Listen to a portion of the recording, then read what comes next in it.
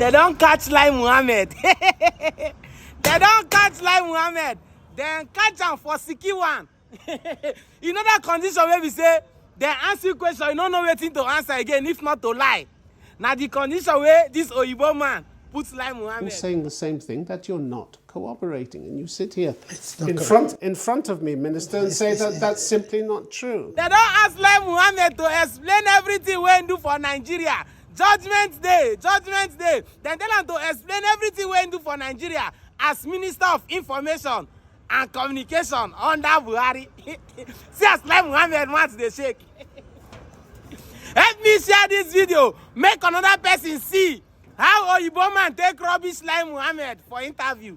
Nothing again what I want to tell you. I just say man show you. As they share the video, make sure say if not the first time where they see me for your screen, make sure say you follow this page. It's like saying it's darkness outside when we can see it's daylight. No, I think that analogy is not correct. I know that daily we receive, we entertain, and we engage all these bodies as a government. And you're not going to move from that version, despite the evidence that I have quoted to you. I'm yet to see any evidence that that is. It's all there in black and white in the official reports. That I've not responded to. When you talked about SARS, yes, I admitted that yes, we received the report and we took action. Minister, when you're not stonewalling on requests for information, you're taking radio stations off the air and having reporters arrested or beaten. June last year, you tried shutting down Nigeria's oldest private TV channel, as well as radio stations owned by a member of the opposition PDP, Raymond Dokpesi. A federal court overturned your suspension, but the Nigerian Guild of Editors called this a barbaric crackdown on free speech. Why are you launching a barbaric crackdown on free speech? I think there's a lot of ignorance and a lot of mischief.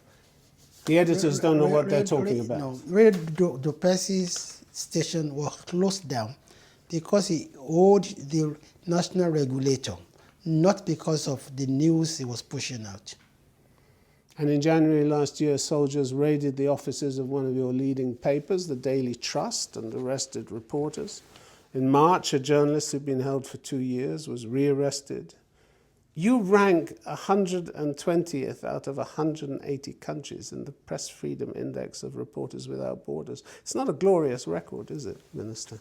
Well, I think when it comes to freedom of the press, we're doing extremely very well.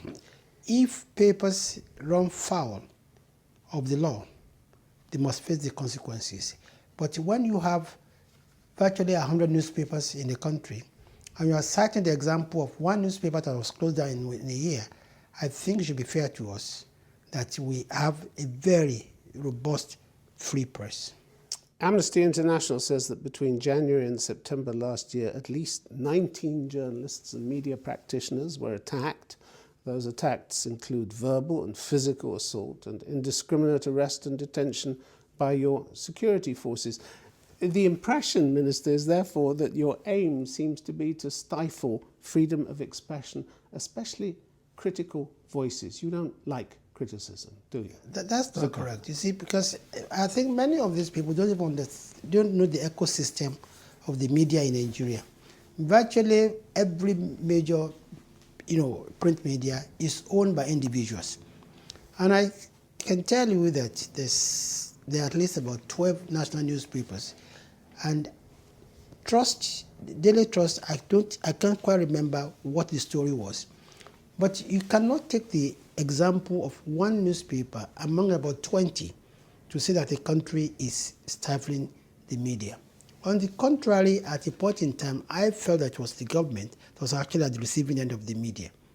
What has also worried people enormously is your decision to submit a bill which in its original form would have seen anyone convicted of so-called hate speech actually sentenced to death by hanging under particular circumstances.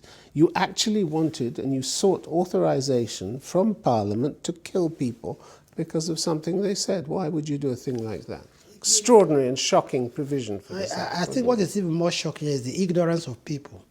There's what is called separation of power in major democracies.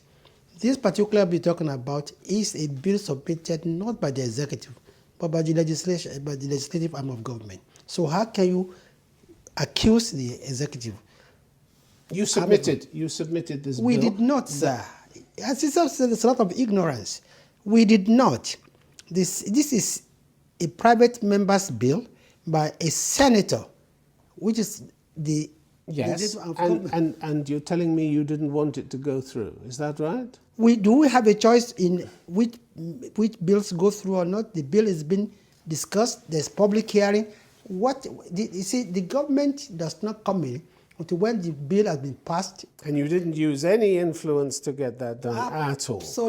Absolutely none. If this bill had gone through, Minister, journalists could have been jailed for any article deemed threatening, abusive or insulting, and could have been hanged if their work caused any loss of life. Well, you didn't object to this bill, did you? You don't, you see, there's what is called doctrine of separation of power. The only thing you can do as the president is refuse your assent to such a law. The law has not been passed. The law was not originated by the executive. The law is still going through the Senate. So how does Mr. President stop it without being accused of, dictatorship and muzzling the... You telling me you wouldn't have signed the law with that provision in it? I think this... You can't tell me that, can you? You have been speculative. You can't tell me that, can you? When we get to that bridge, we have to cross it, we look at what are the contents of that law. In what form will it be passed? But you see, people rush, too hastily to judgment. You can't even, you said we submitted that bill. We did not. We know nothing about it. You didn't want it submitted? We don't micromanage the parliament. Really? What about the Protection from Internet Falsehood and Manipulations Bill, also carrying draconian provisions? Under its terms, journalists could be imprisoned for publishing content. Who is the author of that bill? Are you against this bill or not? I'm not even aware of that bill. You're not. The Protection from Internet Falsehood and Manipulations Bill. You're not even aware of it. I'm not even aware of it. So it cannot it's causing an outcry internationally, and you're the Minister of Information, and you know nothing about it. There's no such bill before the House. There is a bill. I can say that very authoritatively. There is no such bill before the House. Reporters Without Borders said these bills, talking about the Prohibition of Hate Speech Bill and the Protection from Internet Falsehood and Manipulations Bill, they said these bills contain extremely harsh penalties that violate international law and are likely to be used to gag the media, and you're saying you know nothing about this one. No, just the same way they were wrong in saying that the executive submitted the hate speech bill. Minister, let's talk about corruption, because in your country it seems to begin with the government, doesn't it? The International Centre for Investigative Reporting said last year that among 9 countries in sub-Saharan Africa, Nigeria has the worst managed sovereign wealth fund based on accountability, transparency and oversight. Why is your record so bad on this? Absolutely false. Really? Absolutely false. A report by the National Resource Institute's Africa office, based on data from 2017, said you had failed to regularly disclose publicly the financial interests of government officials in the extractive sector or the identities of beneficial owners of extractive companies, despite making public commitments to do so.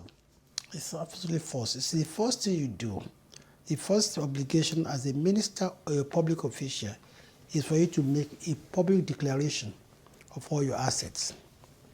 And any minister or public official who does not do so risks being prosecuted, and we know many who are now being prosecuted as a result of that.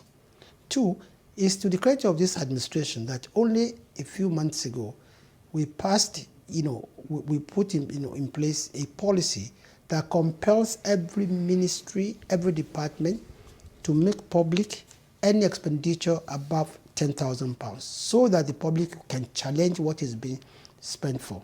It's also the credit of administration that no government has ever succeeded in securing the conviction of high-profile politicians like this administration, and especially those of them who belong to the ruling party. We continue to fight corruption because... And you follow the rules, do you? Absolutely. So in 2018, why, in towards the close of President Buhari's first term. Why did the Auditor General himself raise serious concern about this so-called excess crude account that you have? This is an oil savings account which holds dollar reserves from crude oil that are sold above the assumed benchmark price. And in July that year, the Auditor General warned you to bring your handling of this account into line with the law.